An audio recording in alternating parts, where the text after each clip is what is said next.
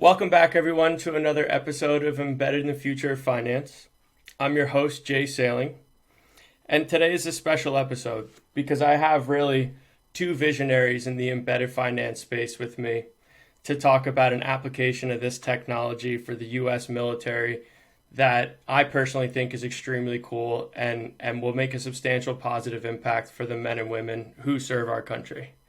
Wow, that could not have been more timely. I'm going to do some quick intros and then we'll just hop into the conversation. So, first joining me is clearly a man who does not need much introduction on this podcast, Alvier's co-founder and CEO, Yuval Brisker. Hi there, Jay. Thanks for joining, Yuval. Yes, Um, nice to and be our here. special guest today, joining us from Virginia, is Sam Meek. And Sam is the founder and CEO of Sandboxx. Sam, thank you very much for taking the time to speak with us. I'm super excited for this conversation. No, well, Jay, thanks for having me, Yuval. It is a pleasure to be here and a pleasure to be spending time with you again with such a legendary visionary. Oh, that's so funny. For everyone Um, who's just listening on audio, Yuval is wearing a visionary hat, so yeah, he I, fit. I always find this, I have a hat that says visionary just in case I forget. Only Yeah, problem is I see it in a mirror, so I actually see, something like era noism. Anyway, Sam, it's really great to have you. I mean, on many levels, we're very grateful for and so blessed to have a great customer like you and your great team, and to be able to build a partnership together around a joint vision.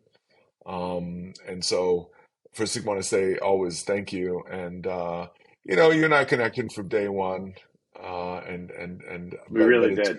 We but really did. and Yeah. it's one of those things, you can't really explain those things. I've said, now that I've come to the conclusion that there actually is a soul, I think that soul when souls meet and they like each other, that's kind of like from, the stardust. It's like from a Yes, different, indeed. it's from a It's different, left over. yeah, it's a Yeah, leftover from being some it like in the it same just part of the it just star. sweeps back through the universe and the galaxy, and we get Right. lucky enough to pick it up. Right. I mean, we're all stardust, right? So we just ended up probably being from the same general area of the pre, big boom Yeah, moment. And then we're reconstituted here, and when we find our soul, our neighborhood dust, and yeah, then and it's pretty fast. I mean, I would yeah, say the same thing about Jay and me, yeah, and it's kind of like, neighborhood dust, in the context of things, it doesn't, yeah, in the big scheme, yeah, yeah. we're all just like this small. So yeah, I mean, I really love what you were doing. Maybe you can share with us a little bit about, how you got there. Um, obviously you're kind of an unlikely candidate to be an enlisted man, no? I mean, you kind of went to prep schools and stuff like that. But you ended up in the hardcore military. So how did that happen? Yeah, yeah. So, you know, um, I come from a family of Marines, and so I knew that joining the Marine Corps was always something that I wanted to do. My grandfather, my great grandfather were both decorated Marines. I had many uncles that had served as well, and so it was definitely something that was in the family. And I was a senior in high school when the towers fell, and that was a really big moment in my life.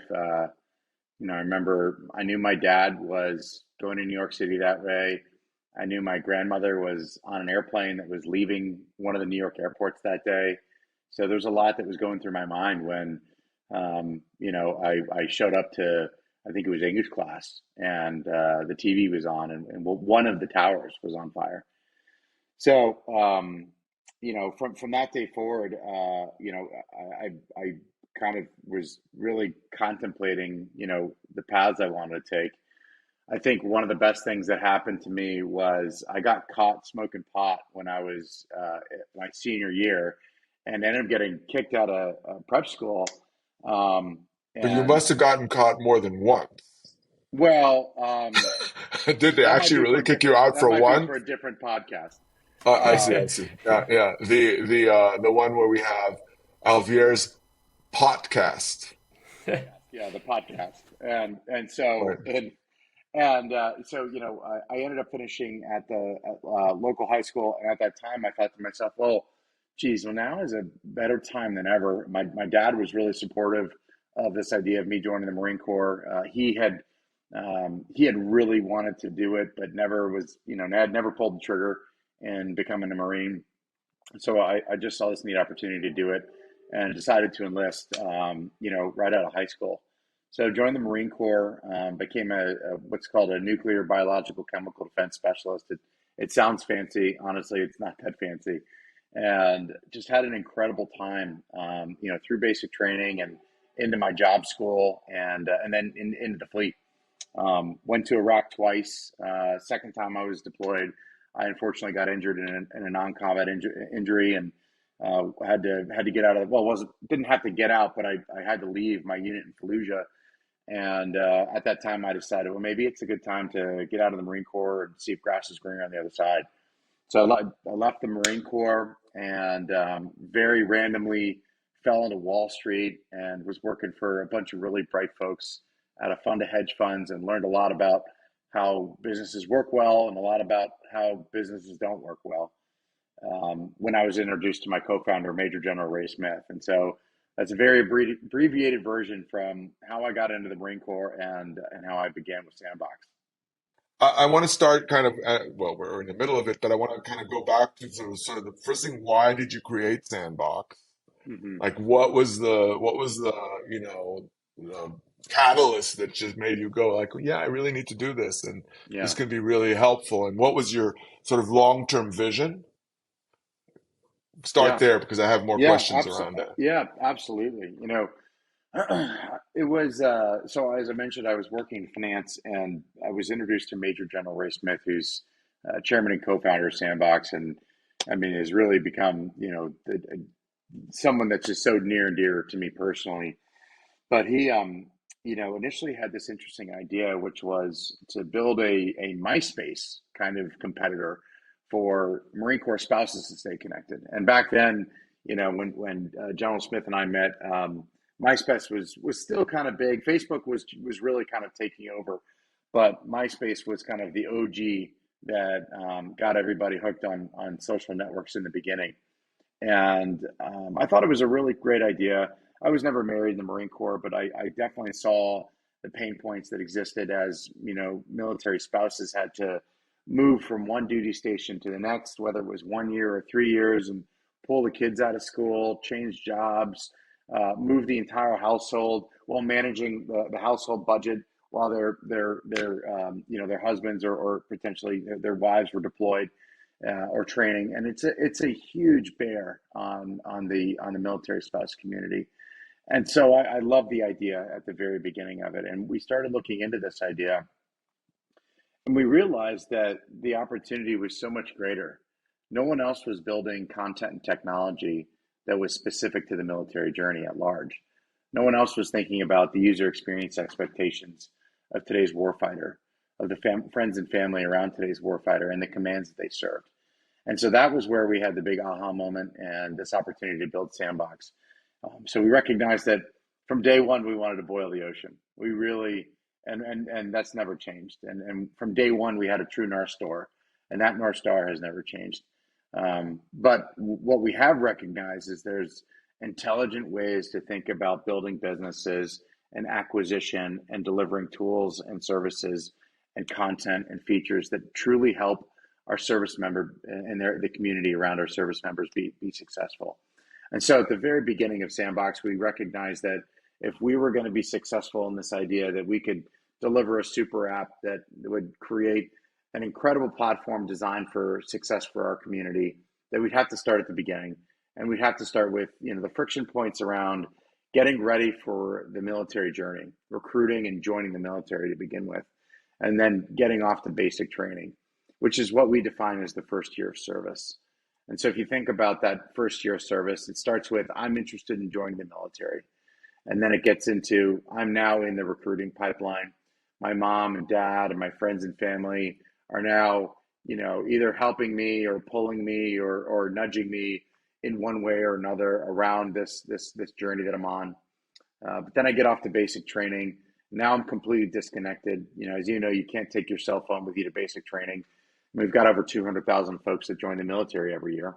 So a large population is disconnected from a device that they grew up with. You think about, when I'm 39 years old, when I joined the Marine Corps, no one had cell phones, and I'm kind of happy that I didn't.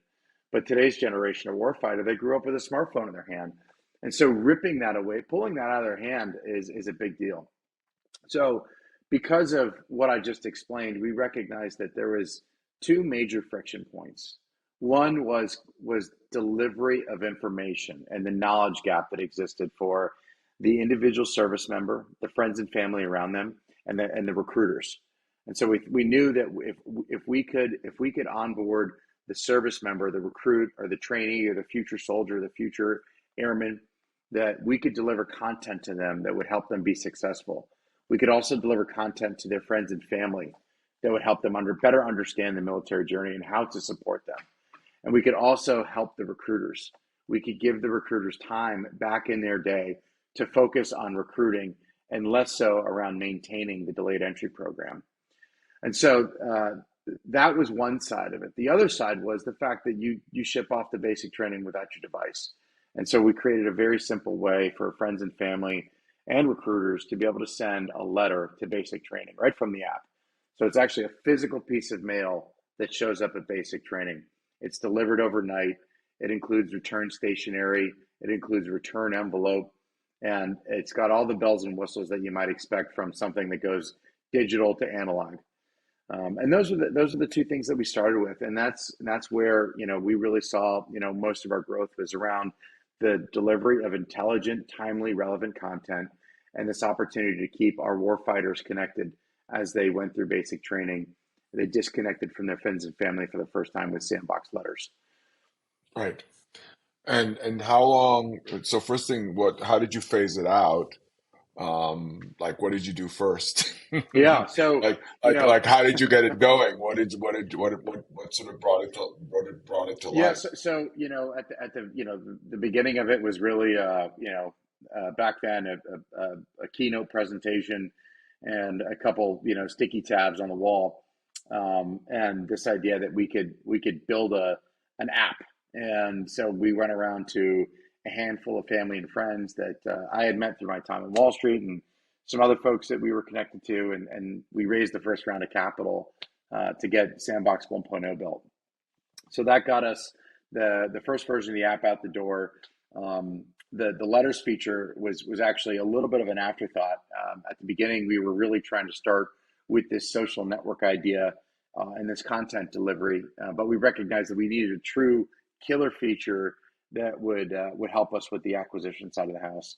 And letters was that feature, and so we launched with the letters feature. And at the very beginning, my co-founder Swami and I, who's our CTO and COO, we'd be sitting in we had this house in Greenwich that we rented.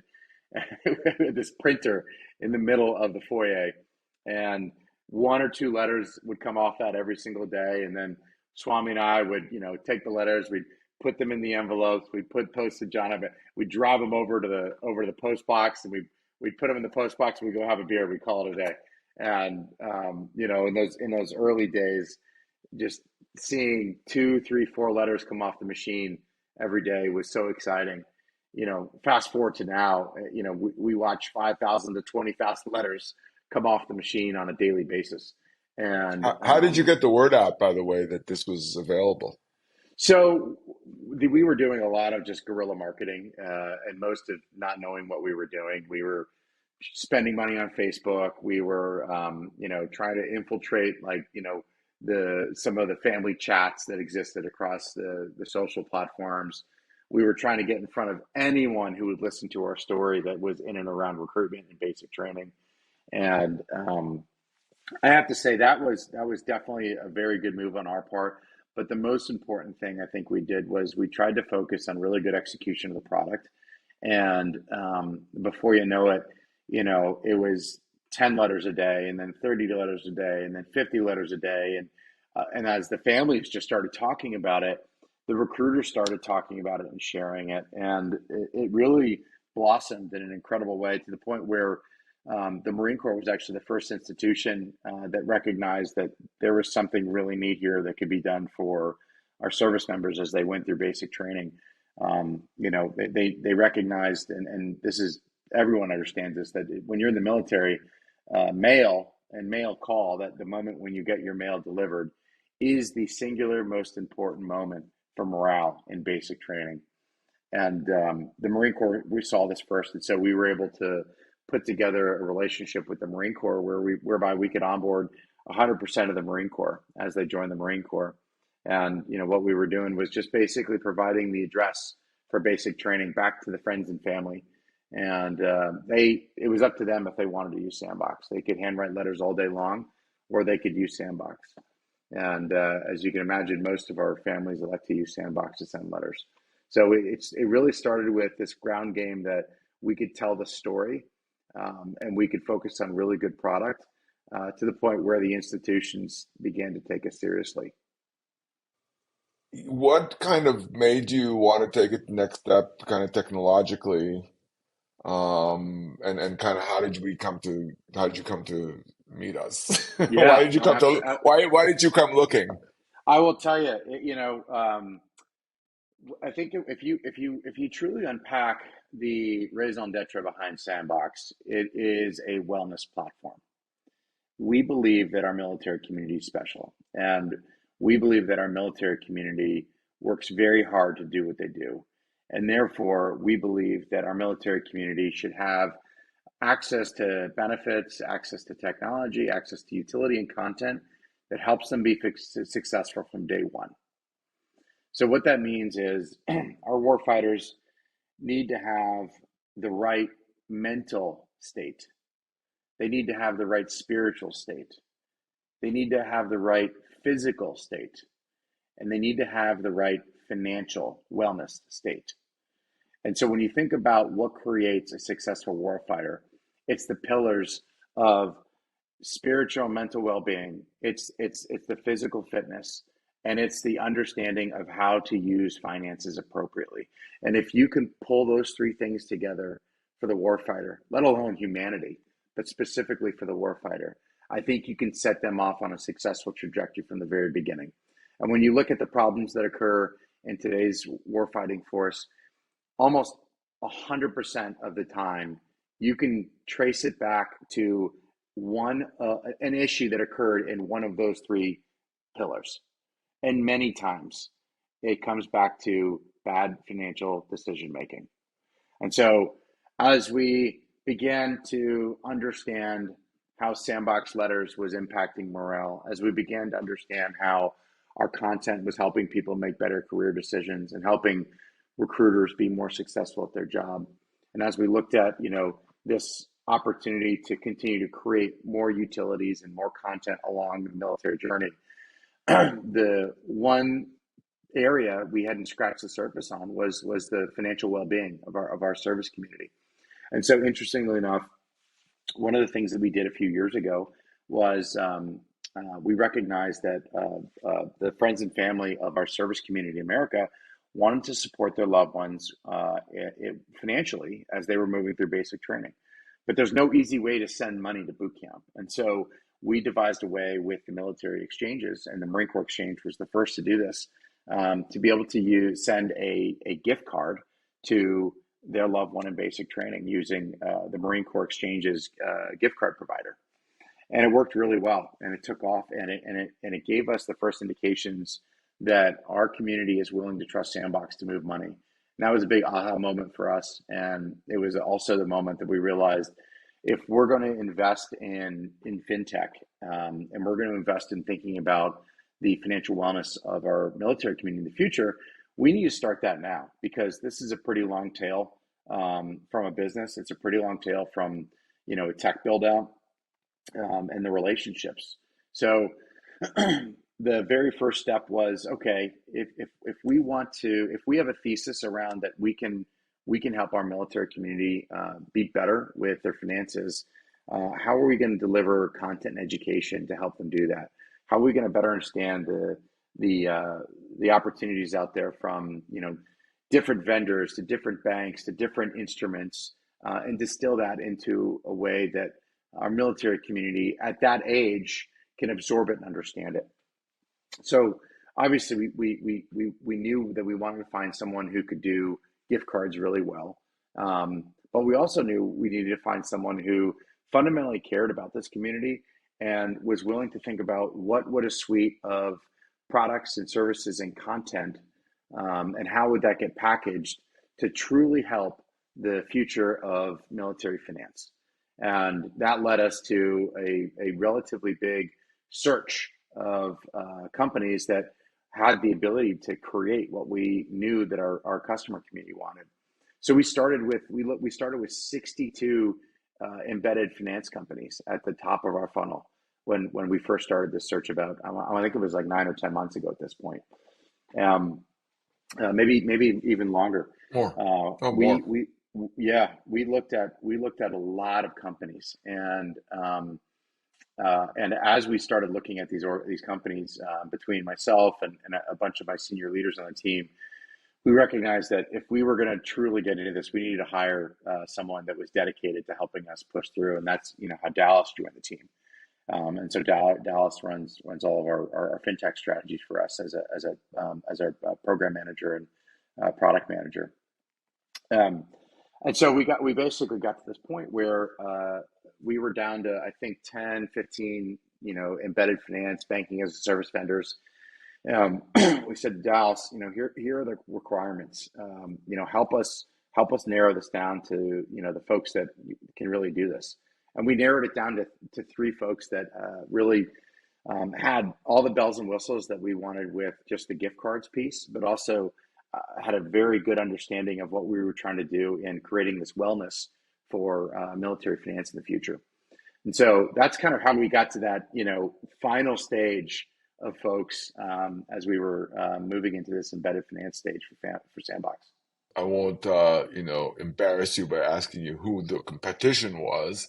But what made you or put you on the spot, let's put it this way. Yeah.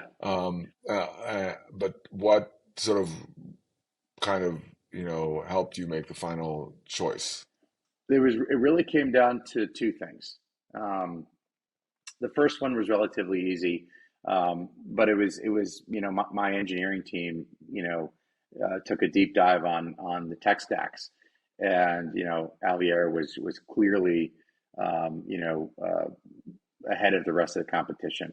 The way that you guys have put your documentation together, the clarity in the APIs, and the process around regulation, and the investment that you've made in helping teams understand the regulation and how to understand the project management of bringing a variety of products to market was above anything that we'd seen.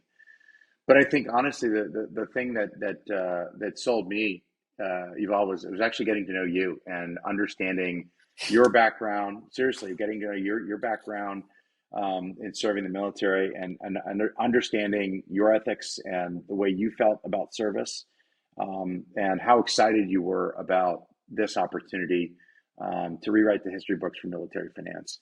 And so it was I think it was an easy trade on the tech side for me personally, but me getting to know you and then getting to know your team was incredible. And I remember that was, I think it was a Saturday. You and I were going back and forth on negotiations, and we got it signed over the weekend. Right. So I have to say that it was a remarkable experience from starting with 62 embedded finance companies, and I'm sure there's hundreds out there, but starting with 62 that we thought fit the bill, and ended up with just an incredible partner in you and Alvier. And a great customer and a great, team that you have too. I mean, it's like I think there's a real, part of the fun of it is finding, uh, I call them client partner or partner clients because I mean it really is a joint journey. Mm, Um, I really believe in the, you know, obviously the success of your client partners is the most important thing, and mm-hmm, ultimately it defines the notion of partnership is that there's an absolute, you know, joint success structure, that you know when you're successful, we're successful. Without that, we're not successful. It's not we're just dropping a lot, you know, an annual subscription fee on you and have a nice day using our tools, but it's really mm-hmm, that and I think that's another, for me, maybe that's another thing that connects us is that I think that coming from the military, you know, you're not operating alone. You know, you're always, you know, have to. You're always. There's always a partnership with other parts of the military, other you know, parts of the Army or the Navy or the Air Force, and you know, you know that you have to collaborate and you have to work mm-hmm, together. Otherwise, everybody loses. So I think that's another thing that's why for me, that's one of the things that has led me to kind of build the company the way I have, because, mm-hmm, you know, I want collaboration and I want internally and externally, um, with our client partners because we have the same interest. So make building it in such a structured way that really structurally defines that, you mm-hmm. know, is has been part of what I've tried to do here, and what makes it so gratifying when we find, you know, great partners like you guys and you, like you said, and your team. So I think that's a big motivator to be, you Mm-hmm. know, to do more and to, I mean, you know, it's just like it's almost like a self not fulfilling prophecy, but you know, self motivating, you know, energy that helps, you know, do the work and make it a success. So Mm-hmm. I think that what else the other thing I really wanted to ask you is kind of what is, I mean, you were, you know, an enlisted man, and so what was the your experience in terms of the financial services component, and knowing, you know, that the community, the sort of the community of enlisted men, and kind of understanding a little bit the differentiation between them and sort of officers and all those people who are sort of more in the higher echelons of and what is available to them from a financial Mm-hmm. services point of view. Can you kind of give us a little sense of what that looks like, Sure. and what you see as the biggest problems for, you know, for enlisted men and women? Yeah, absolutely. Well, I think the problems overall, I don't think they're uniquely on the enlisted side. I know the officer population, you know, has plenty of financial troubles, but they do have a leg up, and that's because you know, in order to be an officer, you do have to have a college degree, which means you know you've had more education and you've had the opportunity to better understand finances. You're generally 4 years older, you know, maybe 3 years older than your enlisted peers as you join the military and you begin that journey. But that amount of time at that age is very pivotal in beginning to understand personal finance. And so, you know, I do think that overall, our officer population does have a leg up on, you know, the enlisted community because they've had that little extra time and, you know, some real education around finance and, you know, how do you manage a personal balance sheet and a personal P&L and the things that are, you know, important to, you know, saving money for the future and being a good steward of your long-term assets. But you know, I think the root of so much of the issues um, come from, you know, you look at the socioeconomic midline for our military community, and you know, it isn't people like me who were fortunate to have a very good upbringing and you know went to private schools. That is, I am way on the wrong side of the bell curve. It's middle America that is the enlisted man and the enlisted woman that serve our country, which means that you know most of them have you know average education, which means that uh, the ones that decide to join the military also may not have the opportunity to go to college, whether that's financially or whether that's just where they are in life. Um, but the military calls them for some reason, and they decide to serve the country. But that does leave them in an interesting area, where many of these men and women, they may have had, a day job here or there a little bit, as a busboy or maybe, working at a local diner, whatever the case may be, some sort of understanding of income and money. But it depends on where your parents have left you at that time and how much they've taught you and how self motivated you are to learn. But what we find is you typically have never had, a paycheck like this when you join the military when you're 18, 19 years old. And you join the military and you make all of a sudden higher than household median income in America. Your barracks and your chow are paid for. So nearly 100% of your paycheck is discretionary. And then you get into an environment with, 19-year-old men and women who have this type of paycheck, and it becomes a little bit of a vanity game. Who can buy the best clothing? Who can buy the coolest car? Who can, go on the funnest trips on the weekend? And you end up living paycheck to paycheck. And it is unfortunately a tale old as time that our military community has just made bad financial decisions. And so, as we think about ways to the kind of the underlying causes, and as we start to kind of orient towards solutions, we think that there's a really neat intersection with the way today's warfighter community uses their phone, uses apps like Sandboxx to be successful in the military journey, and to deliver, financial wellness instruments that help them make better decisions. And that starts on the education side, and it starts with helping our service community begin to understand what it means to have a paycheck like this, and how do you orient towards the future most intelligently. It begins before you go to basic training, while you're still in the recruiting phase. And then it turns into, how do you think about, your direct deposit? How do you think about building credit? How do you think about building a really solid saving strategy for what you care about? Because, what you save for is very differently what I save for. What you spend money on a discretionary basis is what I spend money on differently. We have different financial profiles. But the interesting thing about the military community is everyone has a standardized pay schedule.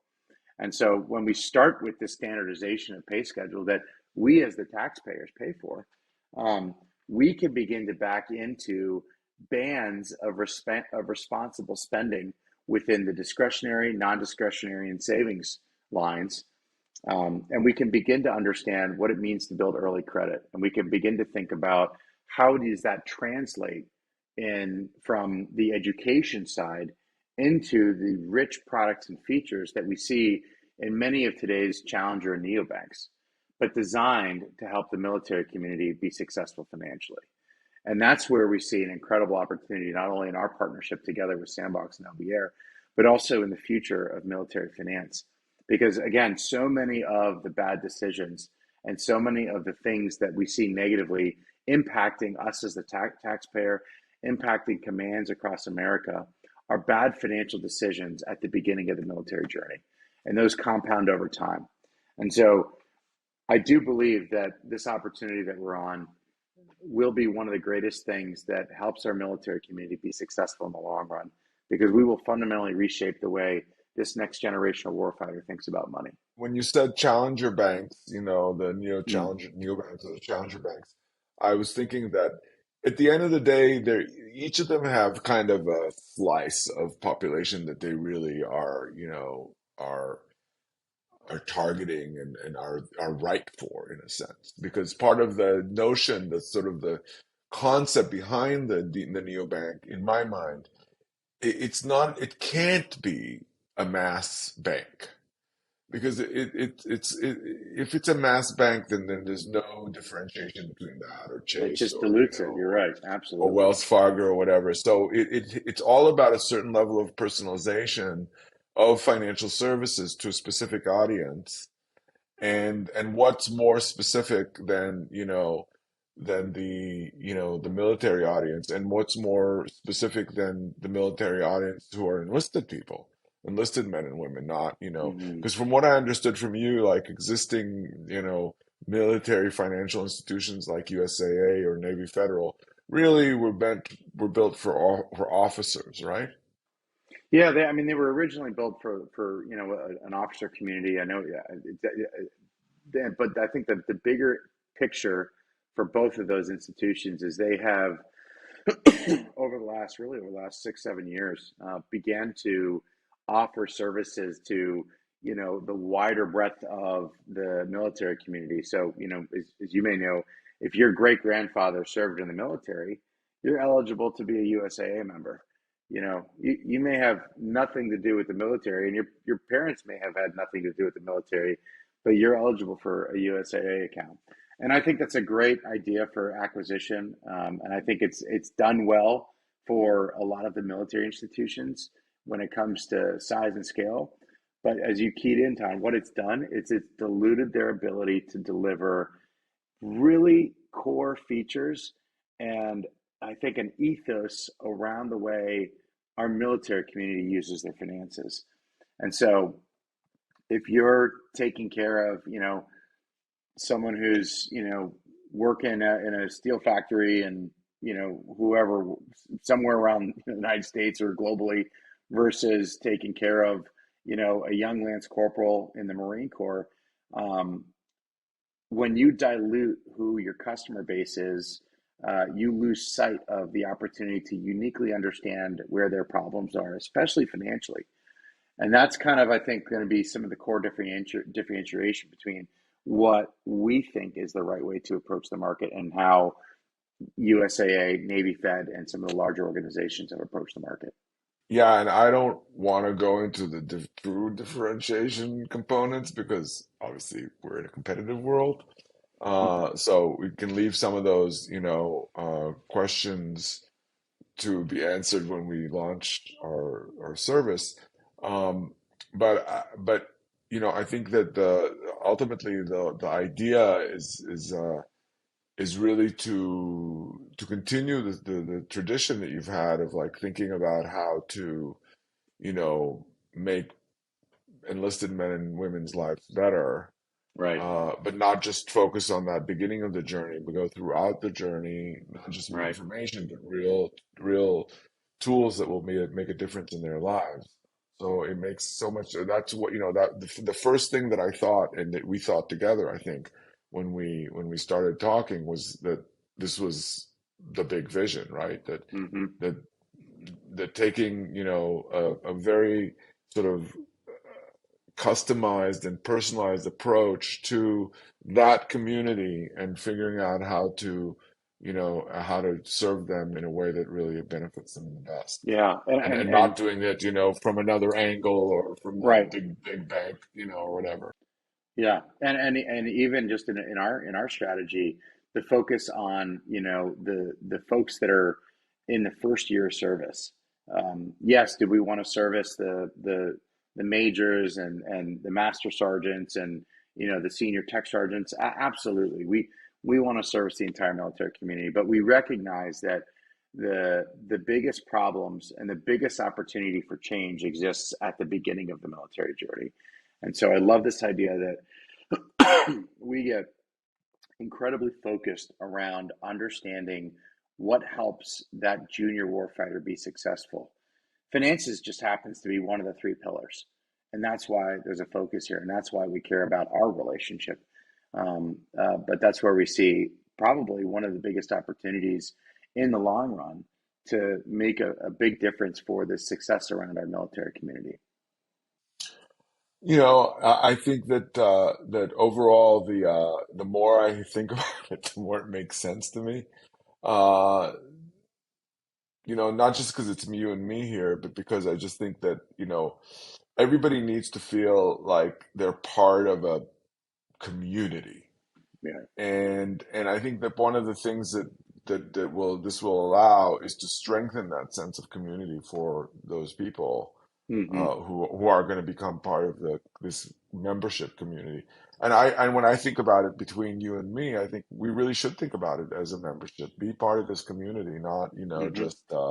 not just a passerby, not Right. somebody who just flows through it in the beginning, but this is something that can help bind us. And we have some ideas how to strengthen that. I don't want to share them here yet because I think they're actually quite novel. Mm, But I think we have some really good ideas to strengthen the notion of community, right? absolutely. And what's interesting is you look at one of my favorite examples is WeChat. WeChat, I think, has done an incredible job at starting with something around how do you strengthen community, and then beginning to add all of these other features, utilities that truly help that individual make their way through their life. And we've seen this in a handful of other countries. They've developed super apps that deliver the financial, that deliver the physical, the wellness, the content, the utilities and tools, the Ubers, the Postmates of the world. These all get bundled together in really neat ways. And as we think about who this customer community is and the specifics and the red tape that go along with working for the government, I just think there's an immense amount of opportunity to look at the bureaucracy as this scaffolding that we get to build product around, that we get to think about. Well, the U.S. military and the government has made a giant mess out of checking into a military installation, or transitioning out of the military, or joining the military. How can we build product around those pain points that help that individual look at their phone and with a couple of taps open up a bank account, or better understand their physical fitness, or check into a military installation, or understand how they can make their career more successful in the long run? These are simple things that our military community should have access to, and today they don't. And it makes so much sense. And of course, there's a global opportunity there, and we've talked about that as well. Right. Um, I want to thank you so much for spending time with us. I mean, it means so much to us that we have this journey that we're on together, and that first and foremost, it's really about our military men and women, not Yeah. just here but everywhere. Ultimately, Yeah. that's kind of one of the things that got me excited. As you said, "Oh, I'm already talking to the Canadian military, and I can see this going to some to other places in NATO potentially." And I think absolutely 100% we can support all that. And I think that's part of the beauty of embedded finance and the partnership mode, like we have it, is that the sky's the limit, and we can just work together to create new things Yeah. that really change people's lives for the Mm. better. Yeah. Yeah. Well, you've all I couldn't have picked a better partner. We couldn't have picked a better partner to Likewise. do this, and I can't thank you enough for having me on your podcast. I've been hearing about Yuval's elusive podcasts for some time, and now I can say that I've been through the trenches on a podcast with Yuval. That's right. And maybe not the last time, because we have a lot more Last to time. talk about, I'm sure. That's right. Especially We when do. when I start, flying under your tutelage. That's right. Anyway, I have no pressure there at all. Yeah. Thanks a No lot, worries. Sam. Have a great weekend. Yeah. You too. Thanks.